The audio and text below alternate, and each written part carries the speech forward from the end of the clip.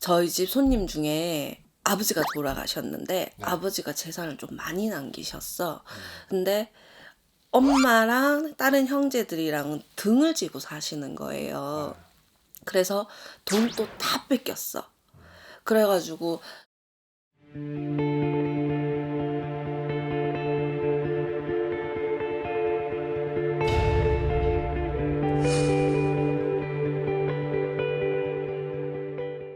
안녕하세요, 윤구신당입니다.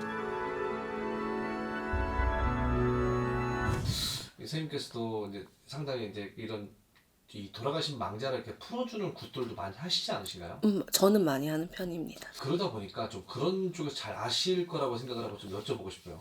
돌아가신 망자를 풀어드렸을 때 왜 이 잘 풀리는 거며 왜 좋아지는 걸까요? 이게 일반인들은 잘 모르실 건데요.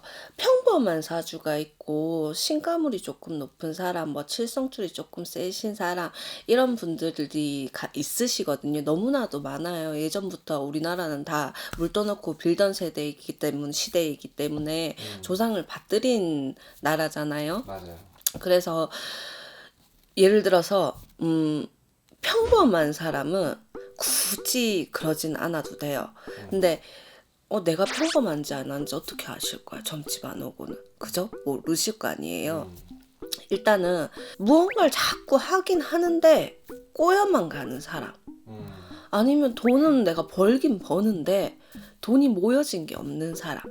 배우자랑 뭐 이혼수가 있어서 뭐 결별을 조금 하신 사람, 이런 게 여러 가지가 겹치시는 분들, 왜 나는 되는 게 없을까요? 라고 점집에 와서 늘 하시는 분들, 이런 분들이 조금 해주시는 게 좋으신데요. 왜냐하면 그런 애들을 대부분 보면 빌고 살아야 되는 사주팔자시란 말이에요. 근데 이게 장단점이 있어요. 내가 한 평범한 사주는요, 조상님한테 하나를 줬었을 때 조상님이 똑같이 하나만 줘요. 근데 이런 가물들은 하나를 드렸을 때 두 개를 받는 사주이시거든요. 대부분 이런 사람들이 조상의 영향과 신의 영향을 많이 받는 사람이기 때문에 가다가 멈춤이 들어오고 가다가 멈춤이 들어오고 이러실 수밖에 없어요. 저희 집 손님 중에 아버지가 돌아가셨는데 아버지가 재산을 좀 많이 남기셨어. 근데 엄마랑 다른 형제들이랑 등을 지고 사시는 거예요. 그래서 돈 또 다 뺏겼어. 그래가지고 아버지가 걸려져 있으시더라고. 그래서 그 문제를 조금 해결을 지으셔야 될 겁니다. 그러면 본인 몫을 찾아올 수 있는 아버지의 원력이 있다고 하십니다. 그래가지고 일을 진행을 했어요. 그래서 정말 자기 몫을 다 찾아왔어요. 뭐 예를 들어서 이분만 제가 얘기를 해드렸지만 의외로 저희가 제가 구술하고 난 다음에 저희네끼리 그런 얘기를 많이 해요. 조상 없다는 소리는 못하겠다. 왜냐면 저희도 알지 못하고 그냥 실었을 때 그분들이 어떻게 했는지는 모르는데 그걸 그대로 하니까 손님들은 아버지구나 알 수가 있는 거잖아요.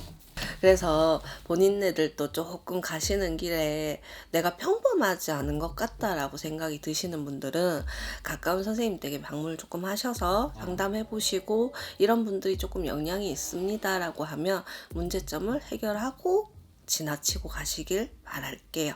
웃긴 게 저는 간혹 그런 생각해요. 본인네들도 죽어지면 조상님들이 되거든요. 그렇죠. 근데 찾아주는 이가 반갑지 안 찾아주는 이가 반갑겠어요? 그렇죠. 꼭 원망만 하시지 마시고 문제가 되는 거는 어차피 그네들 조상이니 그네들 도우러 오셨는 거니까 해결을 꼭 짚고 넘어가시길 바랄게요. 왜 이제 그 점집에서 뭐 조상이 앞을 막고 있어, 가리고 있어 이런 때들이 이렇게 있잖아요. 그럼 그거는 이제 어떤 풀어줘야 한다는 어떤 이런 어떤 말씀이라고 이렇게 해석을 해도 되는 건가요?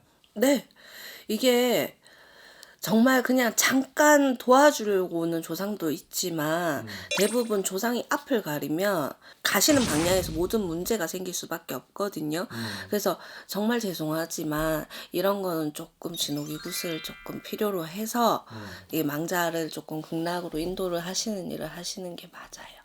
오늘 여기까지 할게요. 감사합니다.